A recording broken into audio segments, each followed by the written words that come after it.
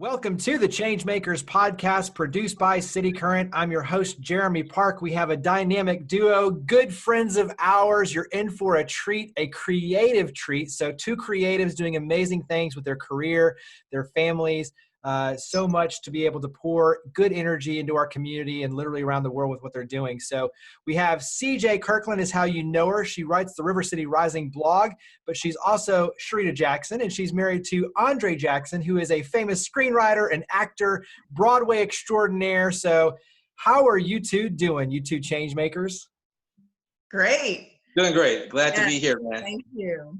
We're excited to share your story because, like I said, both of you are passionately pursuing your careers in the creative arts. You're doing it while balancing a family. Let's start, though, CJ, on your end. Give us a little bit, because you two come from very different worlds. And so we'll talk about where you grew up, and then we'll talk about meeting and obviously where you are today. But give us a little of your background, CJ. Okay, so Andre and I met in Los Angeles. And prior to Los Angeles, I grew up in the Bahamas. I moved here for college, for school, graduate school, and that's what took me to LA. But growing up for me was very different than Andre growing up here in Arkansas. Even though I had a lot of challenges during my childhood, I look back now and that hindsight 2020 thing and realize I had a very blessed childhood. Like, even though I experienced childhood poverty at times and, you know, some family dynamics that weren't gelling all the time, I still feel that I had a really great childhood. I also lived in the Netherlands for several years, and I actually have a sister who's a judge there now. She's still there. So I've traveled all over. You know, I come from a very diverse background, Italian-American mother, Bahamian father. My entire family is just very multiracial, multi-ethnic. So I grew up in that bubble in the Bahamas. And I know we'll touch on this a little later, but, you know, the events that are transpiring now here in the United States, I didn't grow up with that. And not to say that the Bahamas doesn't have its issues, because it definitely does, but I was somehow shielded from that. And I have to thank my parents and my grandmother for doing such a phenomenal job, in that I look back on my childhood and go, whoa, this was pretty awesome. You know, even with the little cracks and dents and you know, stuff along the way. So yeah, it was pretty neat. Give us something that from the Bahamas, that culture that you carry with you today, whether it's an energy, relaxed vibe. Like what's something you take from the Bahamas that makes you who you are? Andre's going to love this one. So. Yeah, it's definitely not a relaxed vibe. She definitely didn't bring that over. But I will say, even though it's not necessarily a relaxed vibe, but I tend to sometimes not have this urgency behind things. So for instance, if we have a project and Andre's done his part and he gives it to me, my question is, okay, well, what's the deadline? When do you need this by? Whereas if you give something to Andre, he's going to take it right away and get it, and he's working on it right now because you gave it to him right now. So that's something that you know, I feel I brought with me.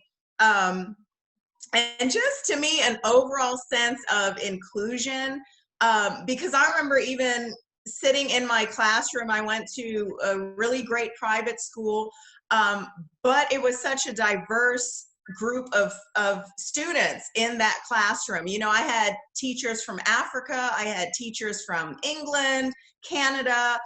You know, I just grew up in a very diverse environment.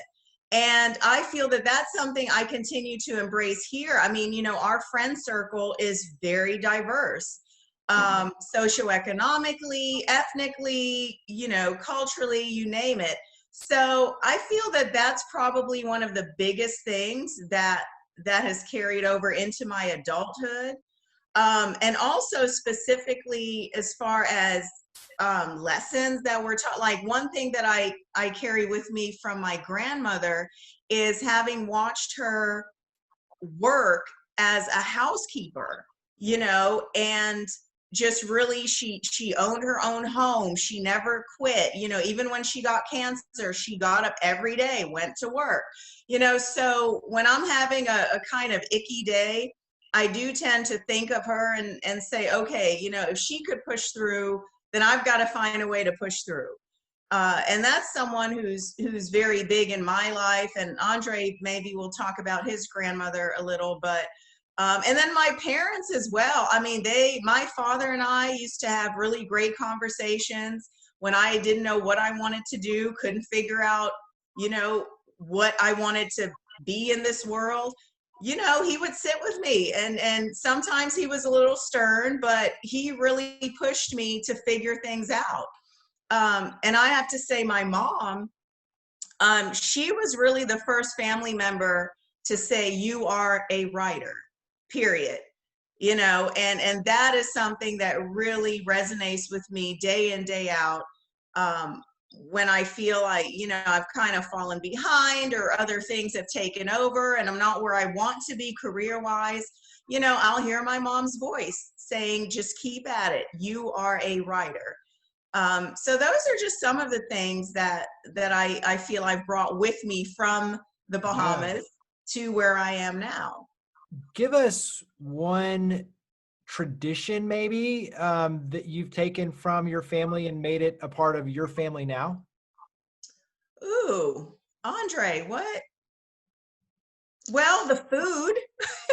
The food, but also the Bahamas is a predominantly Christian country, and we definitely incorporate that into our lives, into our home. I mean, we pray every day together. We sit down and have meals together. We bless our food together. Spirituality is always a part of whatever we do. We make big decisions in life, small decisions in life.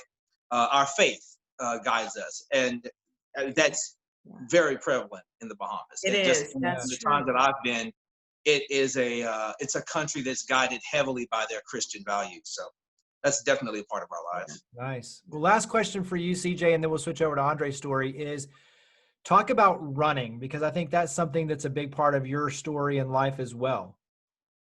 For sure. So for me, running has always been an outlet. So, those little hiccups that I kind of alluded to during my childhood, when something was going on that I couldn't control, that was a source of pain for me, I went out and I ran. And I did fairly well, pretty well, I guess, as a distance runner all the way through college. And even now, this is something we were talking about this morning, is that we still find comfort and peace in going out and getting some sort of physical activity in. So I'm still running.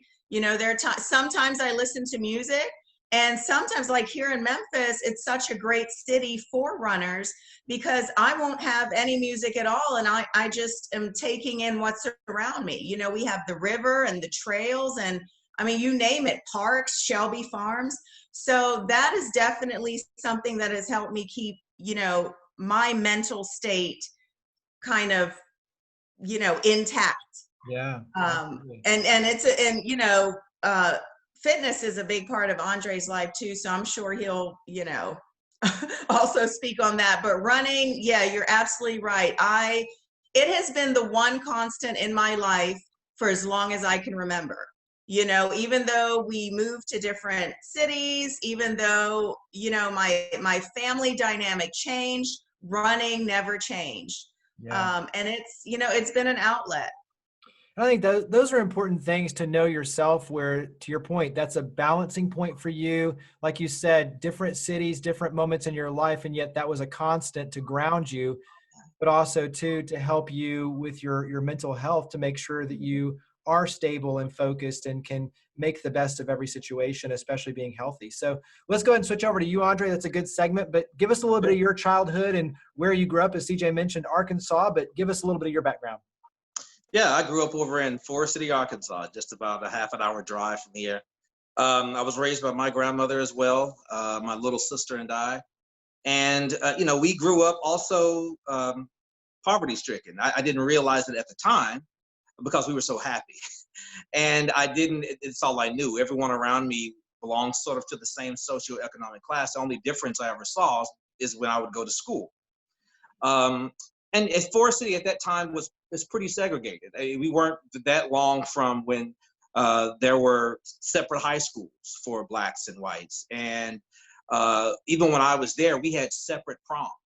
Wow. We had separate homecoming courts. I was homecoming king, and I had my black queen, and there was a white homecoming king and a white queen. And that was just how it was.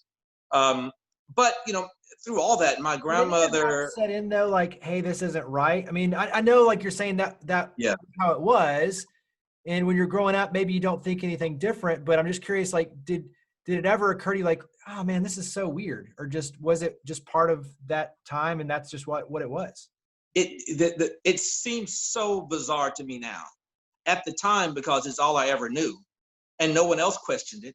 The adults didn't question it, none of the other kids questioned it. The administrators at the school didn't question it.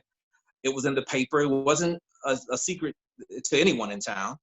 I never questioned it. As I got older and I realized that was not the norm, I did have lots of questions. How could this still exist in the 90s, the late 90s, that we're having two separate proms, and things have changed a lot since then. But even then, my grandmother, she made an extra effort to get me outside of that bubble, outside of being inside that little world where everything's separated based on skin color. And it opened my eyes to a lot of things. I think that eventually led to me doing the things that I'm doing today.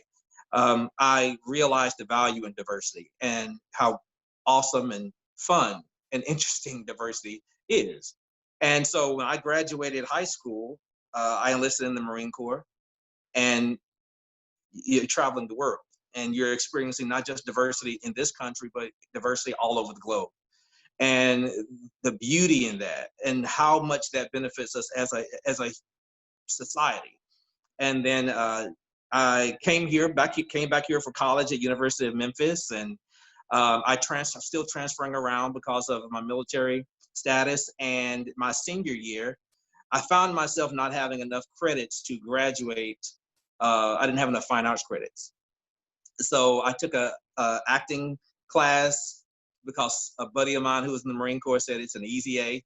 So up until then, you hadn't done acting, like wasn't even in your mind. It wasn't until, because what I was going to ask you is, at what point does acting kind of enter the equation? But so it's college for you after it's Marine. College. I mean, I was in I was talking to, I was talking to my sister about a week ago, and she said, "Oh, well, you did that play in high school." And I said, "Yeah, that was for the girls. There were tons of girls in that play."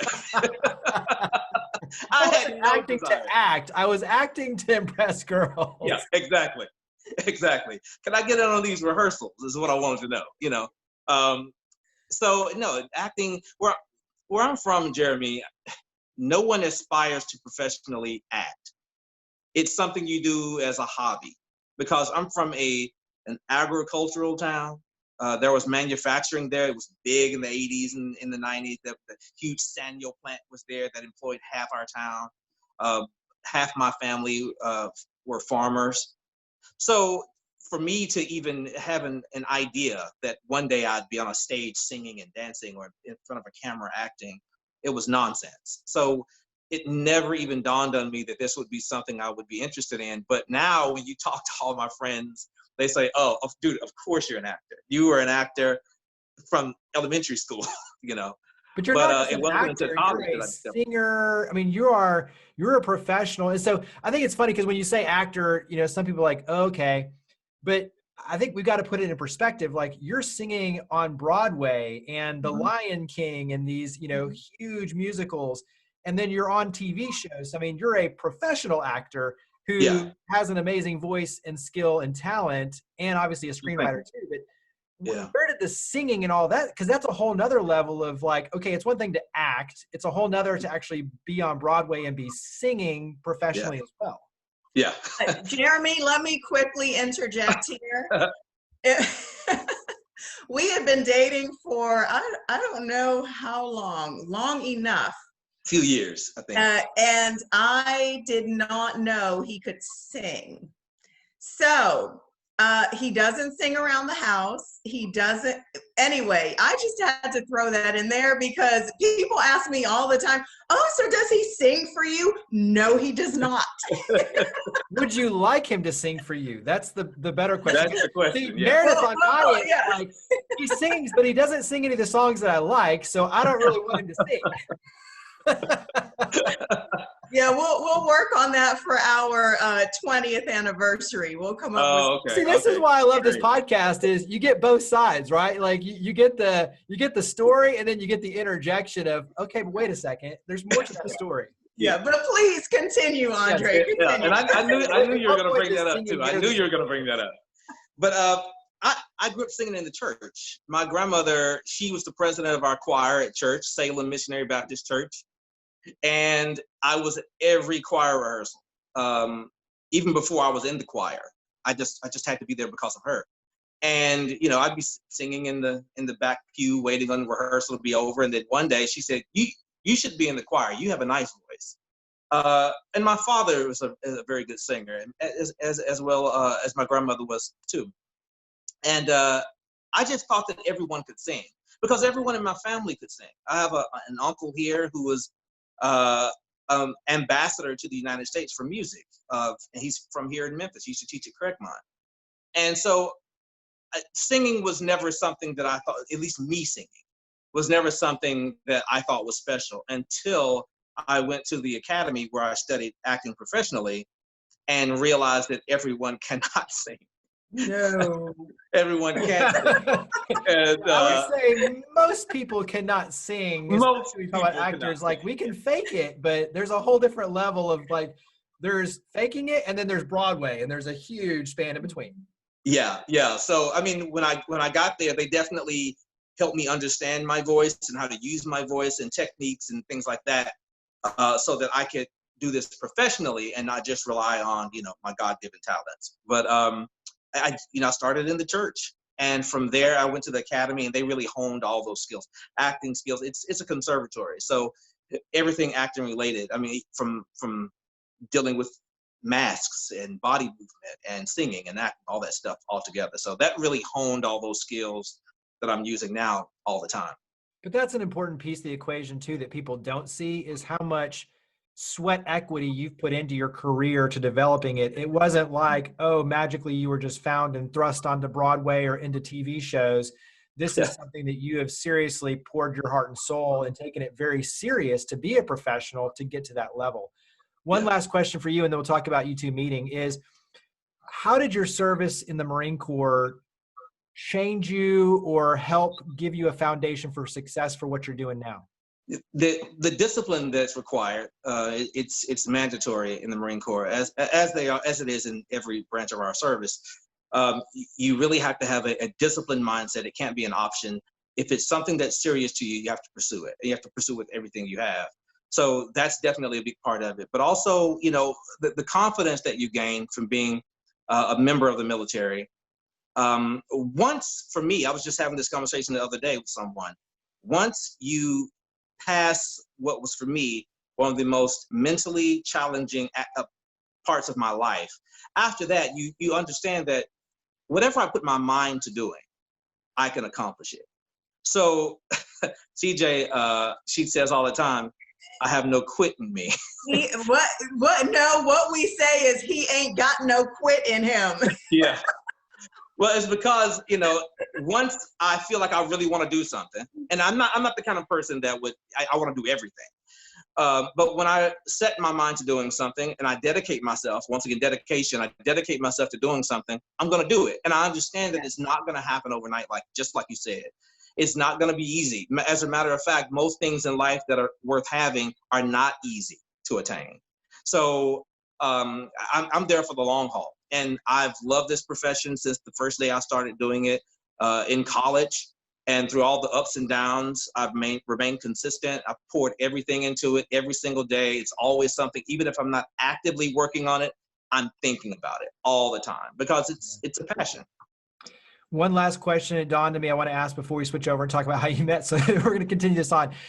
For you being an actor, how does that help you? Because being an actor, you have to put yourself in someone else's shoes. And I think for most people that can be a difficult thing, but for actors, that's part of the requirement is you have to literally immerse yourself in someone else to become that character, to become that person. How does that help you with just dealing with people, dealing with society, understanding, looking at things from a different perspective? How does that help and change you? It's just like you said, it's looking at things from a perspective other than your own and empathizing with people. I mean, everything I do, everywhere I go, my sister just said this a couple of weeks ago. She said, he's always watching and paying attention. And very true. I'm a lover of people. I love human beings. I think we're fascinating. We're so complex. Everyone has a different story, yet we're all bound together with this same oneness. We want the same things out of life. We love our children. We want to have happiness. We want to have great health. We want all these things. But at the same time, we're so unique. So I do it professionally, but that doesn't mean that the average person walking down the street can't take a moment out of their life, take the time to understand what someone who's very different from them may be going through, the feelings that they may feel. I've portrayed everything from a lion to a FBI agent, but I'm neither of those things. But I just imagine what it must feel like to be that thing or that person in that moment. And it gives me a great sense of empathy and understanding for what other people go through. And I think if we all did that, just in life, not necessarily on stage or in front of a camera, the world would be a better place. I think that we would all find more commonalities within one another than differences. Yeah. Amen to that. And definitely, if I can quickly add, Jeremy, that Andre was such a big force in my life as far as telling me and teaching me, look beneath the surface, because that is one cultural thing I have to kind of backpedal. In the Bahamas, I grew up, you just said what was true. It didn't matter if it hurt someone's feelings. Yeah. What I always say, but it's the truth. And I remember Andre saying, he was that Southern gentleman. And he said, well, just because it's true doesn't mean you say it. And so that was just one element of this lesson for me, this life lesson of looking beneath the surface. So he has taught me definitely to really, touch on that empathy, sympathy, see someone not for surface value, but what else might be going on in their life that is causing them to act or react a certain way. So I have to give him a lot of credit for helping me grow in that area. Yeah, really. That helps your writing too, because that deepens your source and your purpose in your writing. So I'll throw it to either one of you, but just talk about you two meeting and obviously your family now with Luke, and just talk about your family. So talk about meeting and your family. Yeah, Andre, you're better at the story than I am. The story. You can tell it, and then she'll just poke the holes in it. Yeah. Exactly. So we met in LA, like she said earlier, and she moved into the apartment building where I lived. Now my best friend, who also lived maybe 2 buildings down from me, would come to my house because he didn't have a television. So struggling artist. Yeah, struggling artist. No judgment. I'm lucky I have a television. It's a typical LA story. So yeah.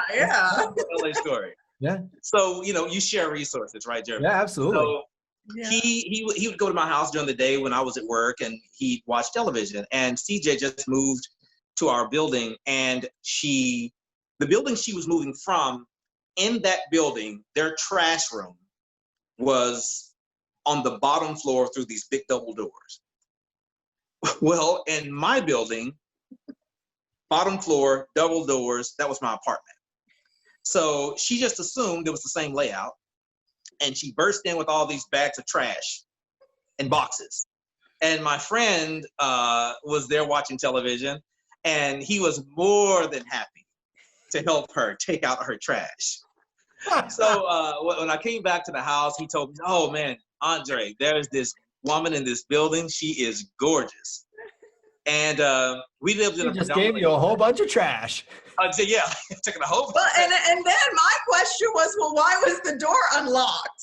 You know, because I just swung the door open. If you knew this friend, you'd understand.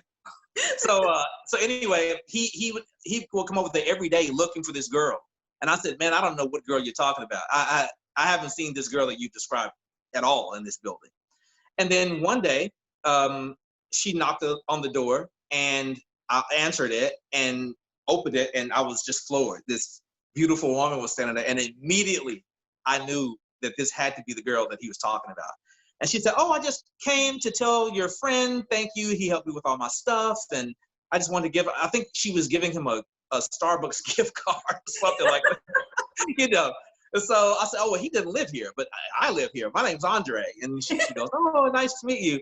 But in my defense, for weeks, I tried to play matchmaker and get them together. And one day she said, "You tried to help your friend. You were tried. Wow, you're such a good friend." I tried, but she eventually said, "You know, I'm not interested. He seems like a great guy, but I'm just not. I'm not looking for a relationship." I said, "Okay, no problem." But she and I, by then, had struck up a genuine friendship. So we were friends, like seriously best friends for a long time. And then one day she said to me, she says, you were going to the Bahamas. Yeah. And she says, "Well, I'm going to miss you. Here's the keys to my car. Don't forget to move it for street sweeping. And I love you. And you love me too. You just don't know it yet." And she drove away and left me with that for like a month. And I was calling everybody. I was calling my friends, calling my family. "Do I love this girl? What is love?" Because I'd never been in a relationship like that before. And certainly not with a person like that before. But she was awesome. right. That's like she was 100% right. Yeah. She came back. And we peace out. I'm in love with you. You're in love with me. I'm leaving. Move my car. Look, Jeremy, I needed to make sure that that car got moved and it didn't get towed on street sweeping day.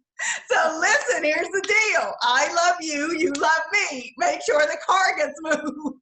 That's awesome. Yeah. And the rest one way to definitely build some trust right out of the gate. Really. That's right. Right out of the gate. That's right. Yeah. So where are you now? So obviously you live in Memphis, but you've got homes elsewhere. So you spend time in New York and Los Angeles, and doing what you all do.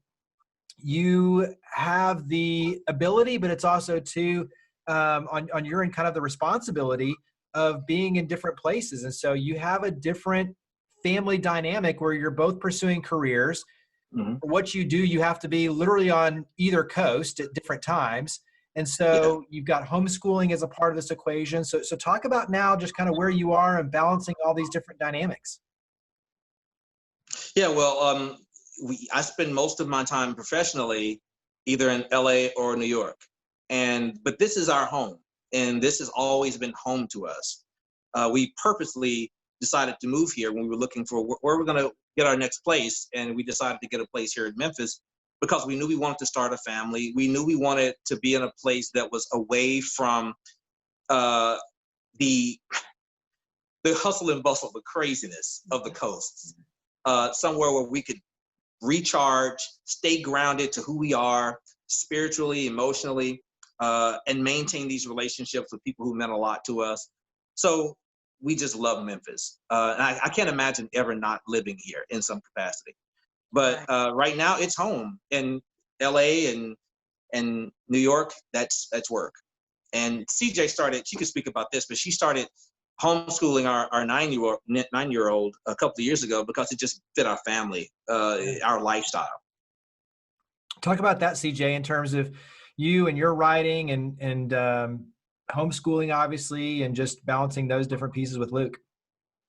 Yeah, so on the writing end, when you and I met and you helped guide me, to really figure out how I wanted to bring all of these ideas in my head and put them in black and white.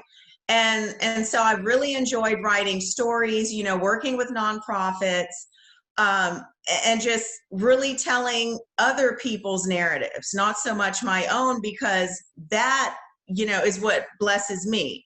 Just hearing what they've experienced, being able to push that out in a positive way. And then also with the production company, we have, doing a lot of the editing, and I've done some ghostwriting. So there are all these pieces to the writing puzzle that, I've tried to just kind of keep intact along the way. There have been times, that I've had to stop, hit the pause button on my writing because, family came first. And Andre was working on a big project, and Luke needed to be homeschooled. So I would hit the pause button. We have been homeschooling for a couple of years, and that's going well. And it just made sense for us. He was in traditional school for a couple of years. We loved his teachers. It was an amazing place for him. But the more we started to travel and the more Andre was being moved around for these different projects, even though his base still is New York, but he, have to fly out to LA for something, or Atlanta. And I think he was in Canada at one point, so it just made sense for us to try this homeschooling thing, and just kind of see where it led us. And it's definitely the best fit right now for our family. Luke loves it. He's always learning. Yeah, Luke loves it. Luke loves it. He's always learning. So no matter where we are, it's a lesson. There's a lesson there. And as far as balancing on my end, the reality is I have days that I just feel I am on top of the world. Luke has listened to me. We have breezed through everything we needed to breeze through. I mean, it is just marvelous today. And then there are some days I call Andre and he answers the phone like, I can't do this. It's just that happens. But then you kind of get back up and keep it moving. And also quickly, just to touch on that, I want to say that for me, if I did not have a great group of people around me, from the homeschool community, from the nonprofit community, professional mentors, that really just inspire me to keep going and encourage me to not give up when I hit these little roadblocks, I really, it would be a much more difficult journey for me. So that has been a blessing in itself, just here in Memphis, where I've been able to tap into these networks professionally and personally and take them with me wherever I go. And I think that's so critical, especially with what we're dealing with right now with COVID-19 and just, quarantining and social isolation in many cases. Having that network in place so that you can call. You've already established those relationships. So even though you might be distant physically, you can still maintain the mental connection and go through Zoom and these online platforms, and you can still find the energy for people to still pour into you, which I think is so important for mental health and just to be able to make it through. Because like you said, you're going to have good days, but you're also going to have a lot of bad days. And to know that you're loved and that people care for you and have your back and will encourage you, that will help you make it through the days that are a little bit low or dark. Yeah. Because you mentioned the production company, but I think it's cool because now you two really are working together, both as writers and production company partners, if you will. You've got, you mentioned, hit the pause button and stop, but Stop is a production that you all have done, which I've seen it, and it's amazing. And I'll let you kind of share the story, Andre, because it's relevant for what we're dealing with at the same time. There's so many moments where I'm like, oh wait, this could happen and this could happen and this could happen. And then all of a sudden, like, it goes this direction, but it's an amazing story of you playing an officer with a family, and you pull over someone, and I'll let you kind of tell the story, but there's a lot of twists and turns that are really cool. And it's just a very powerful story. So talk about you two as a production company and working together, and then talk about Stop. Sure. Yeah. Thank you for that, by the way. We realized a long time ago that we complement each other in a lot of ways professionally, just like we do in our personal lives. CJ is a fantastic writer, and I started writing screenplays really because I was looking for an outlet to be creative, because I wasn't working and I had all these ideas, and I'm a lover of cinema. And we sat down together over breakfast at Sunrise, Memphis, here, one of our favorite places. And before we knew it, we'd gone, it'd been maybe 2 or 3 hours. We were just going back and forth with these ideas about a series. And that's when it really clicked that I have my best writing partner right here in front of me every day. And we'd never taken advantage of that. People had told us that for years, but because her writing is so different from the things that I was doing, I never saw the correlation. I didn't see how one could help the other really at all. But that one breakfast at Sunrise, we sort of established unintentionally established our production company right there. And so I said, I'm gonna take this a step further. I'm gonna see if I can develop this, and I want you to help me with it. So I'd write stuff and I'd give it to her, and she'd edit it, or she'd say, this doesn't flow quite right. And before we knew it, we had a script. We showed the script around to some folks, found a director who was really passionate about it. We cast it, we filmed it, we put it out there for the world to see, and it was incredibly successful. I'm so blessed, and I'm just so grateful for all the success the film has had over the last year. And for the film itself, Stop, it's the name of it. It's a film that's really about assumptions that we make. As you said, there are a lot of times where you think the story is going to go this way and it completely goes another way. And it's not just to try to do some sort of mind trickery with the audience, but it's to show us how we make these prejudgments on people, on situations that oftentimes are just dead wrong. Mm-hmm. Another thing that it touches on is the amount of stress and the responsibility that our men and women in uniform are under all the time.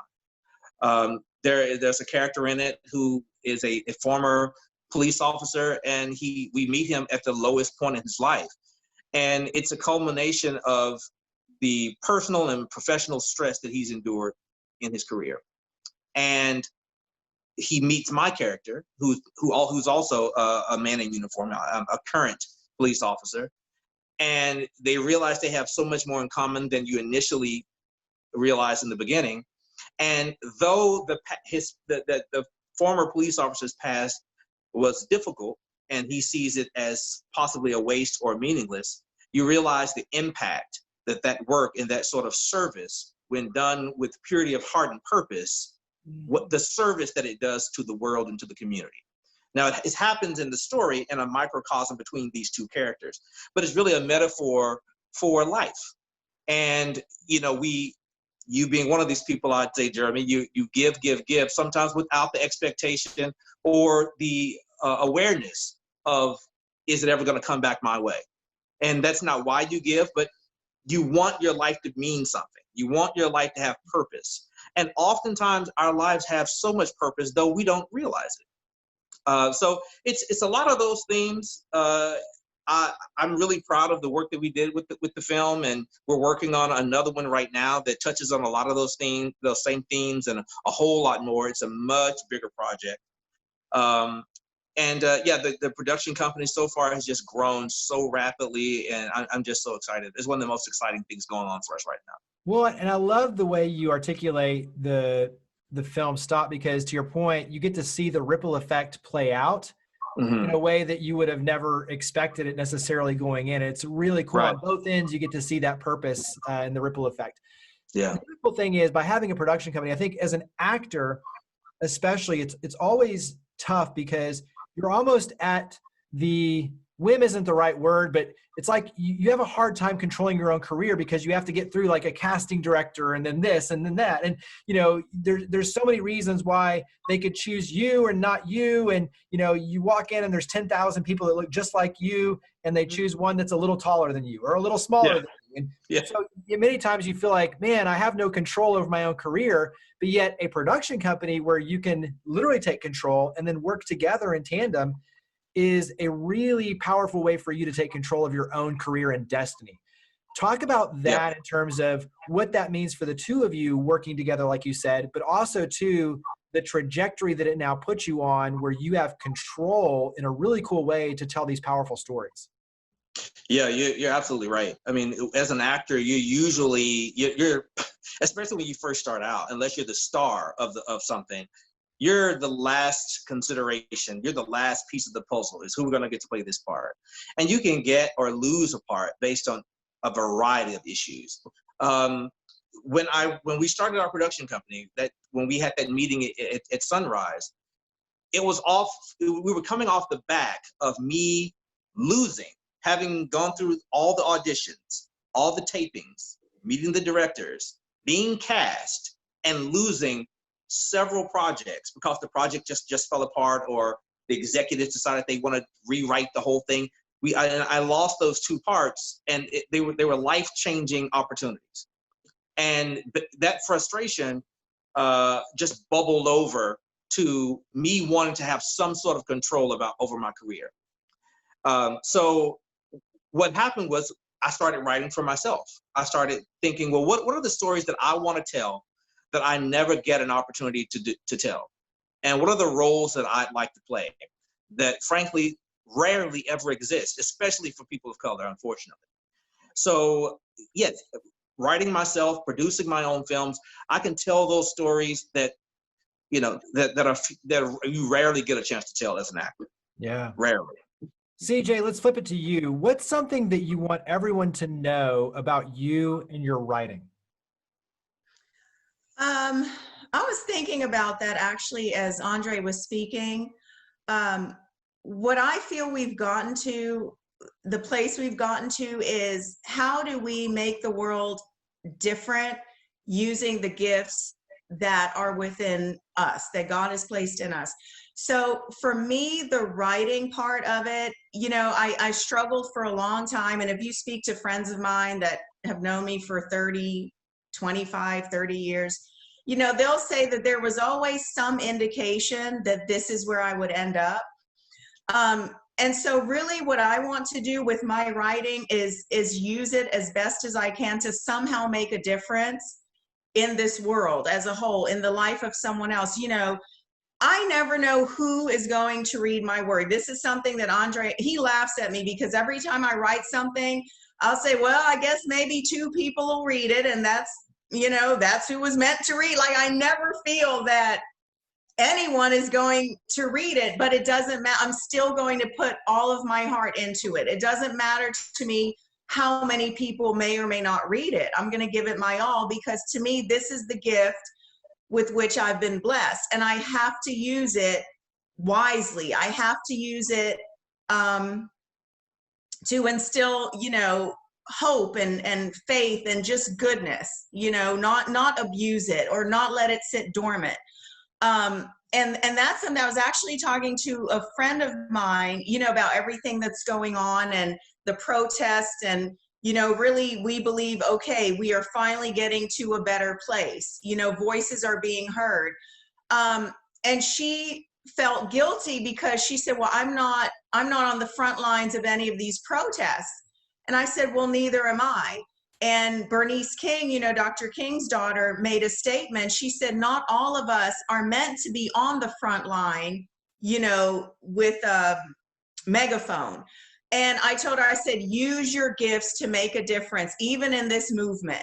You know, even in the Black Lives Matter movement, there are artists, you could paint a beautiful portrait and someone will stop and reflect on that and go out and make a donation, you know, because this portrait or this, you know, painting has made such an impact on how they now see Black lives or see Black culture. And there's actually an amazing gallery in Orange Mountain called the Complex that, you know, presents all of these really thought-provoking pieces. So whatever your gift, that is what you use to make this world a better place. You know, and that's where I am with my writing. You know, would I love to be a best-selling author, you know, J.K. Rowling? Of course. I mean, I don't know any writer who doesn't want that. But in the day-to-day, what matters most to me is whomever is reading what I write, it somehow pulls on them, you know, to take that with them and make a difference in someone else's life, or at least stop and think about what's going on. And, you know, even for us, like with this month, you know, it's Pride Month. And we talk about just being a support and being a safe space for our friends who are part of the LGBTQ plus community. You know, we want them to know, hey, you can come to our home, you can laugh with, you know, it's a safe place.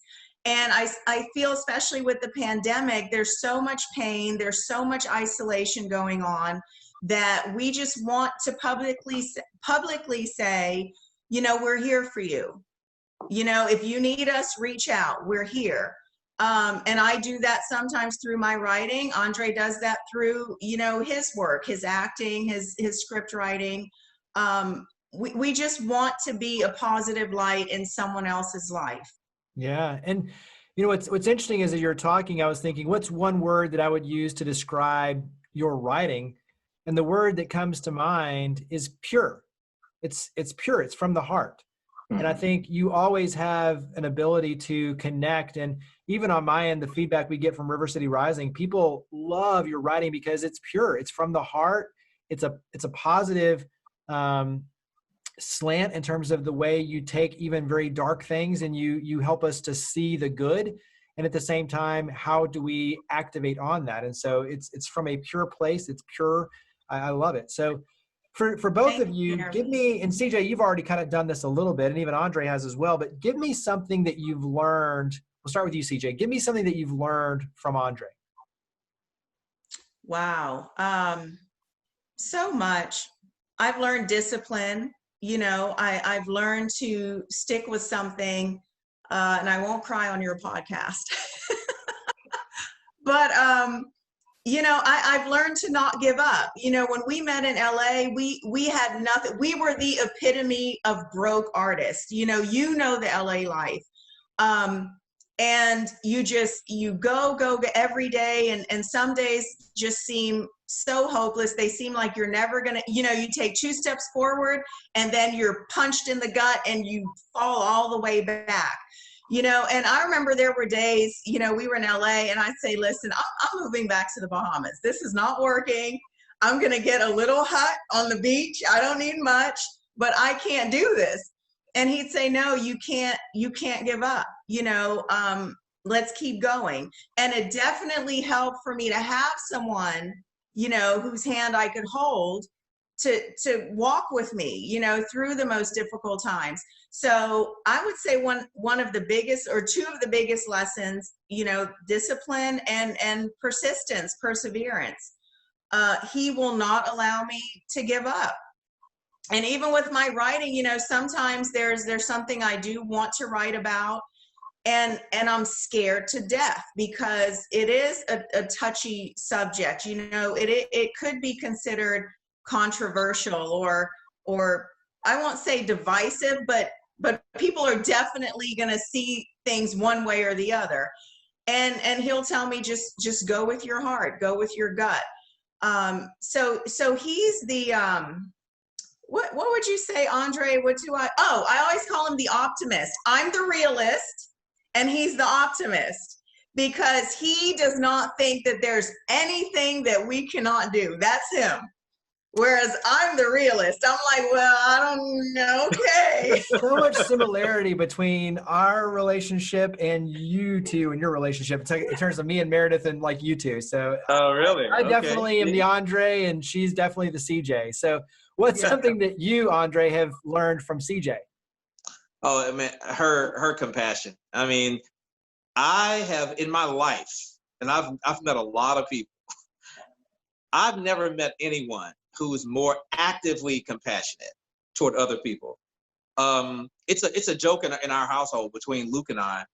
If we see someone in need, and now watch, it's going to happen even more now because of this. I'm saying that on podcast. If she sees someone in need, whether it's an emotional need, a financial need, it doesn't matter.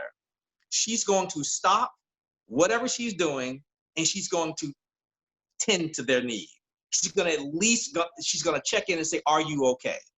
We were driving down the street over leaving Colonial a few weeks ago, and there was a stray dog walking down the street, and she says, "Oh, look, there's a stray dog." And I said, "Okay, there's my afternoon." I already knew what was going to happen. The rest of my day is going to be about this dog. And Jeremy, no kidding, so the sun was setting, and we were still trying to coax this dog in with the other half of my sandwich that I hadn't gotten a chance to eat yet, trying to coax him into our car. And she talk about me not stopping. She didn't stop until she knew that dog was safely at the vet, and they identified the owner with the little chip thing.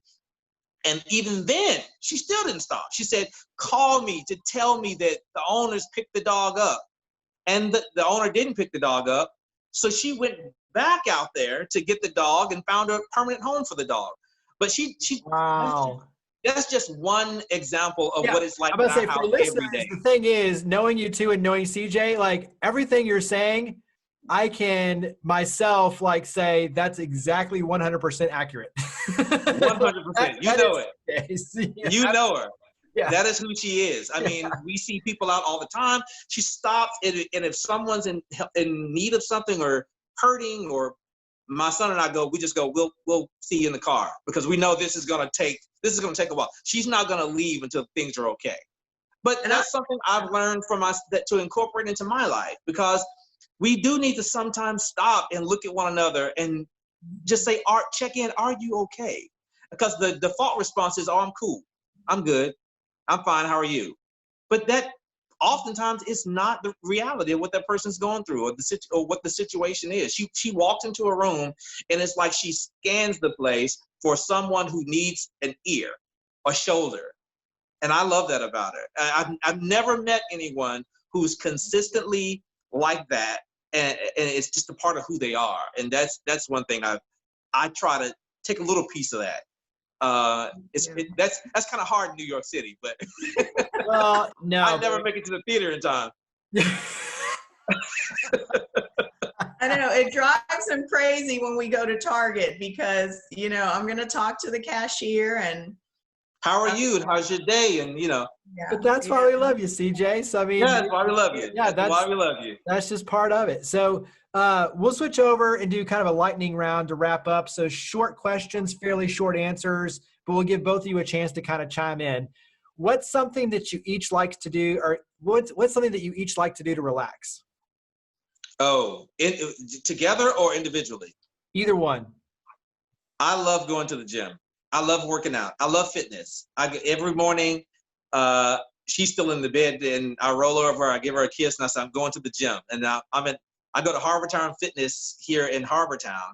It's a little gym. It's a private gym, but they're keeping everything really clean, and all these quarantine measures. The owner is fantastic about that stuff. So he provides a safe place for me to have an outlet, because when I wasn't working out, I wasn't a happy Andre. So for me, exercise. I love it.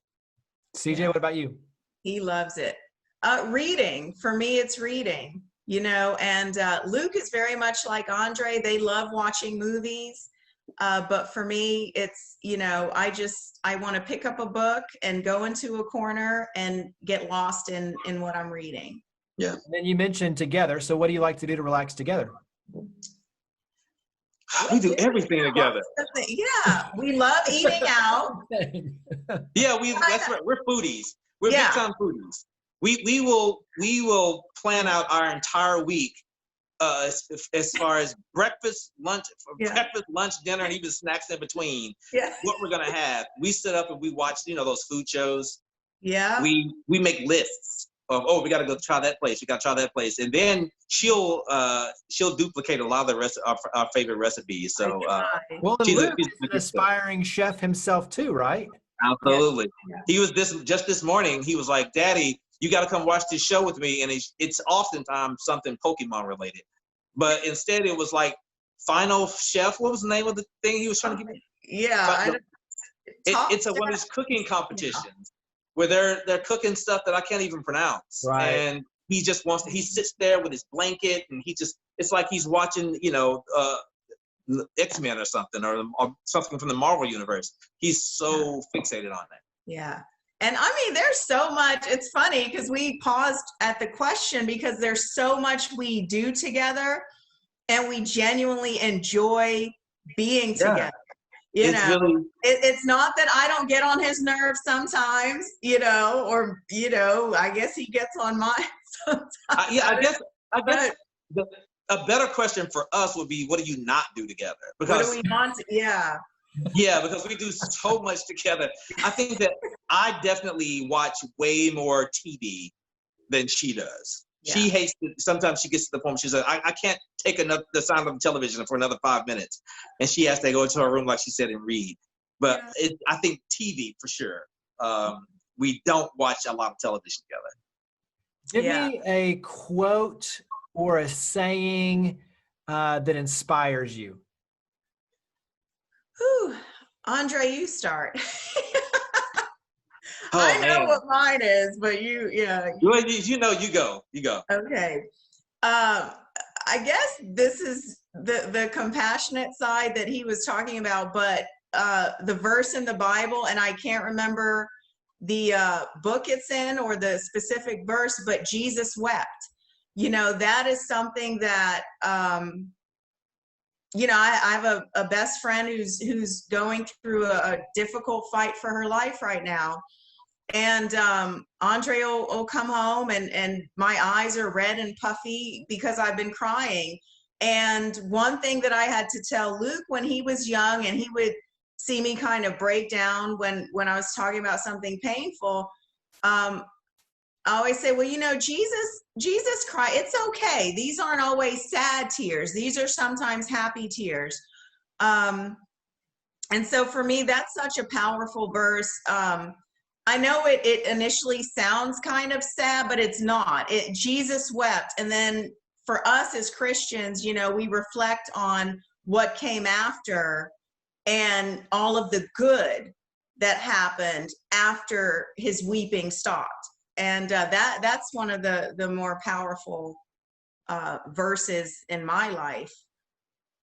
Of any book. I read lots of books, but of any book, it just happens to be that this quote is from the Bible of all the books that I read. Andre? Yeah, for me, because I get so much inspiration and motivation from my family, and I'm a huge fan of the Rocky movies. The first Rocky is my favorite movie of all time. And we even had the theme music playing at our wedding. That's how much we like, at least I love Rocky. Yeah. And there's a scene in the first movie where I don't know how well you know it, Jeremy, but Sylvester Stallone, he's playing the Rocky character, and he's talking to his best friend, and he's dating his best friend's sister, Adrian. And his best friend goes, "I don't get it, man. What do you see in her?" And Rocky says, "Gaps." He said, "What's gaps?" He goes, "I don't know. I got gaps. She got gaps. Together we fill gaps." And that's how I feel about our relationship. As you mentioned, we work together now. We have this production company together. But even before we did that, we both come from difficult backgrounds. It wasn't easy for either one of us growing up. And what happens in situations like that, you form gaps. You form gaps in your life, in your heart, in your mind. And I think you can go through life, if you don't fill those gaps, you can go through life trying to fill it with the wrong thing. And with us, I think we've just filled each other's gaps so perfectly that we just motivate each other and fuel each other and feed each other. And it's something I hope that I wish everyone could have, and I wish my son could have. And I think that whether you find that in a person or you find that in a profession or something, you need something to fill those gaps. to make you whole and to make you feel like tomorrow I'm going to get out there and I'm going to work harder. I'm going to do it better than I did it today. And that she does that for me. But that quote always it resonates in my head all the time. Yeah. I got gaps. She got gaps. And Together we fill gaps. Andre just proved my point on the titles that I've given us. He's the optimist. I'm the realist. So I'm talking about crying, you know, oh no, it's part of life. And he's like, oh, but look at how positive everything is, you know, there you go. This is awesome. All right. So you two being foodies, give me a favorite spot in Memphis and then give me a favorite spot anywhere else. So it could be New York, LA, around the world, wherever you want to throw. So give me a favorite spot you enjoy in Memphis and a favorite spot somewhere else. Oh, I'll do the somewhere else one. You do the Memphis one. Oh, for me, sunrise. It's hands down. You know, I have a few favorites here in Memphis, but I'm speechless, as you can tell. I don't even have the words to say how awesome a restaurant this place is. I have never gone, and we've been quite a bit, and had something that I did not like. If something new comes out, I try it. I've never not liked something that they've pushed out. So sunrise for me. It's a breakfast brunch restaurant. So they're not open, you know, all day. But yeah, that's my favorite. Okay. Now, you're not going to expect this coming from a foodie. And we've been to a lot of fantastic places, 5-star restaurants, French Laundry, you know, you name it. My favorite place to go out of town is In-N-Out in Los Angeles. It's an animal style burger with the animal style fries. Well done fries. That awesome. That to me is just LA. That's LA. I mean, I know they have them in other locations now, but when you know, we sort of came into our own in Los Angeles with a lot of other people who were coming into their own at the same time. And a lot of late nights were spent at In-N-Out Burger. So there's an emotional connection to it as well. Well, for both of you, it's funny. I mean, both of them have stories. So Sunrise, obviously, there's a story as well. And same thing In-N-Out. So it's not just the food, it's the emotional connection as well. Yeah, absolutely, yeah. All right, so last two questions for both of you. What would your advice be for someone listening or watching this video who is lost or stuck, has a dream, and needs some encouragement and some advice to follow their dream? What advice would you give them? I'd say, you know, I had this conversation with my nephew a few weeks ago, and he's graduating from high school, and he's thinking about what should I do with my life, and he's very talented. He can do a lot of different things. And the advice I had for him is something that I learned later in life.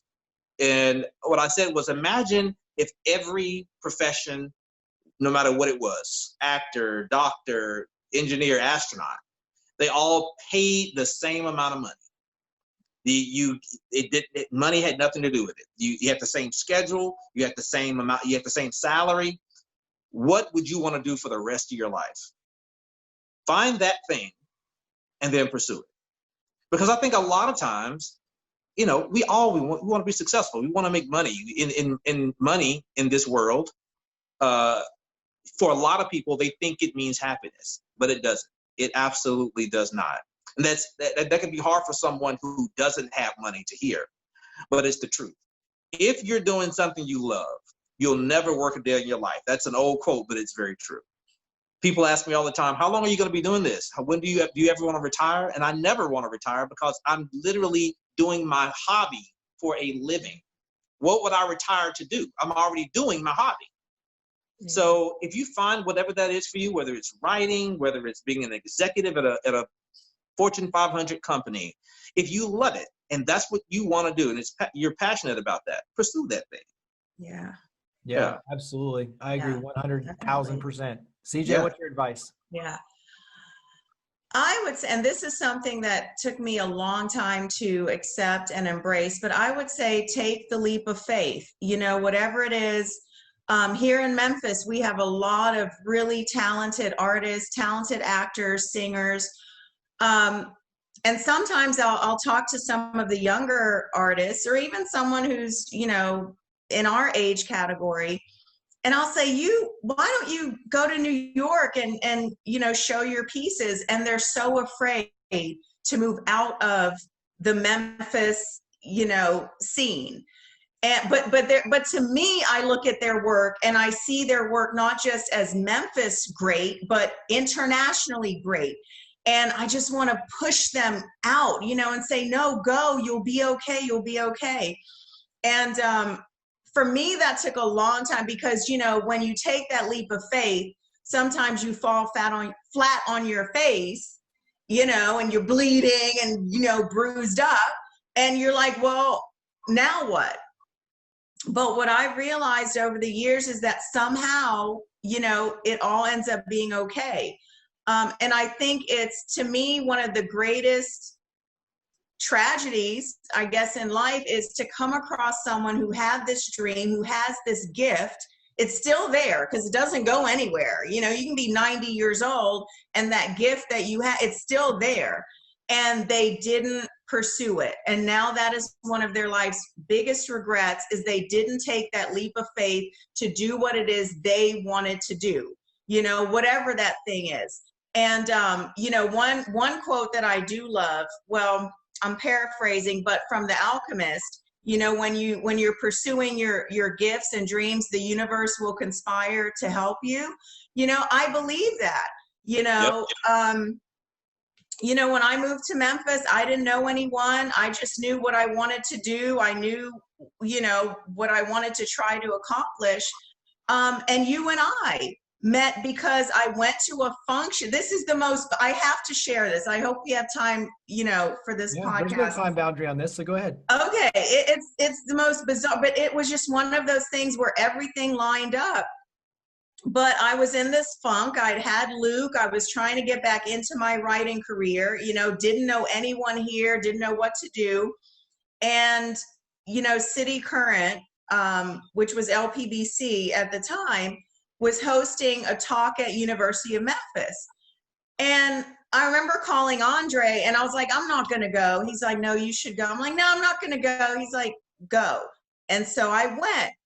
And I was blown away because the speaker was Tom Shadyac. And he was talking about, his epiphany after his accident. And I remember I sat there, and not just me, but there were so many people in the audience, the tears were just coming, and I don't cry all day every day. But, this is another one of those. That was definitely one that got emotional, no question. Yeah, and I got home and I just wanted to know who did this, like who brought this guy to Memphis. And it was, your company, your nonprofit, and that's how we connected. And so I had no idea that the trajectory of my life would literally change just because I went to hear a speaker, because I needed encouragement to continue in my gifts, because I was just in this kind of lost space, after having, tended to Luke for several years, after, having him and being in the home, and now wanting to get back out of the home. So, for me, that's what, to just bring it all back to what I said initially is take the leap of faith, and Andre and I will say, we do try, if, I'll have people call me who want to be actors and stuff. And I'll say, well, let me send you to Andre. That's not really my area. But I don't think we've ever not spoken to someone or returned an email, or, this is something you taught me actually, is no matter how powerful you may become in the community or in business or whatever area you're in, you always have time to help someone else. You know, we can do that at the very least, because there were so many people that have helped us along the way. The very least we can do is reply to an email from someone who's like, what do I do? You know, or return a phone call, you know, from an aunt whose niece, you know, wants to be an actor. So we try to do that and live up to that part of our lives being so blessed, is to pay it forward. Yeah, pay it forward, pass it on. But yeah, young people, and I don't care how old you are, you know, you can be in your 40s.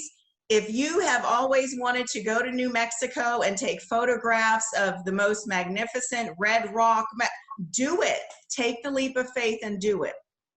Yep, absolutely. I love that advice.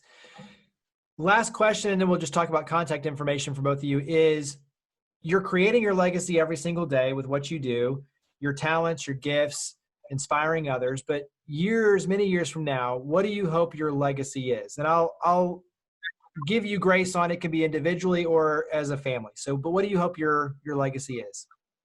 I'll let Andre, because I think individually, it's the same as what we would want our family, you know, inclusive of Luke, because we're raising him to try and be a certain type of human being. So I'll let Andre.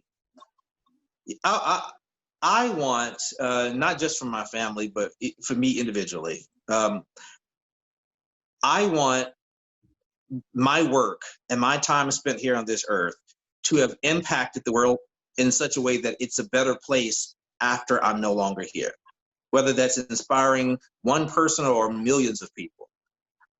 If we all looked at the world through the lens of one person could make a huge impact, one individual. I mean, look at what's going on right now with George Floyd. That one man's life or tragic death has changed the world right now, and certainly our country. My son and I, we were watching Sesame Street together the other day, and they were doing a town hall, and they talked about Rosa Parks, how this one lady charged this movement.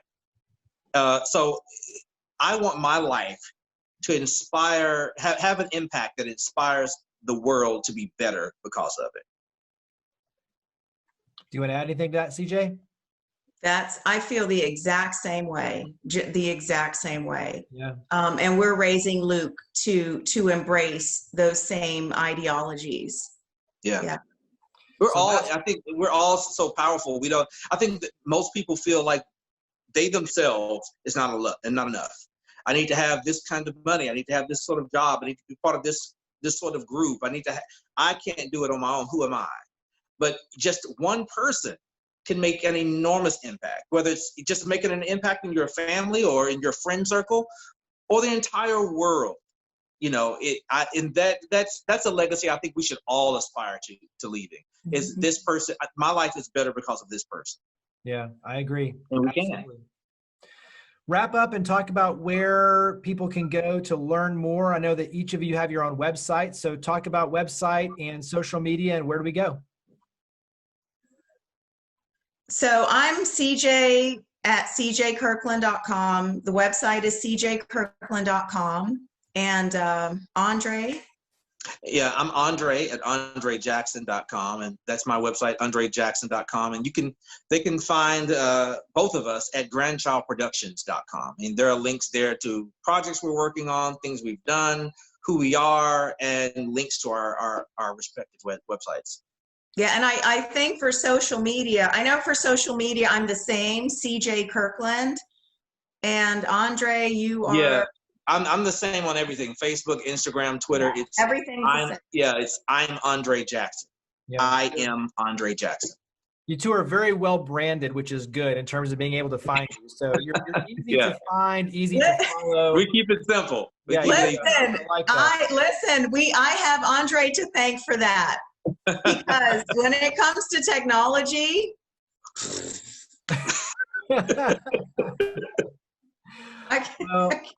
look, I love you too. I appreciate everything you do, for sharing your gifts and your talents, for having a heart of just pure gold, wanting to make a difference. And like you said, leave this world and our community in a better place. And you're doing that every single day by sharing your gifts and your time. So thank you so much for coming on this podcast, for everything you do. I appreciate it. We appreciate it.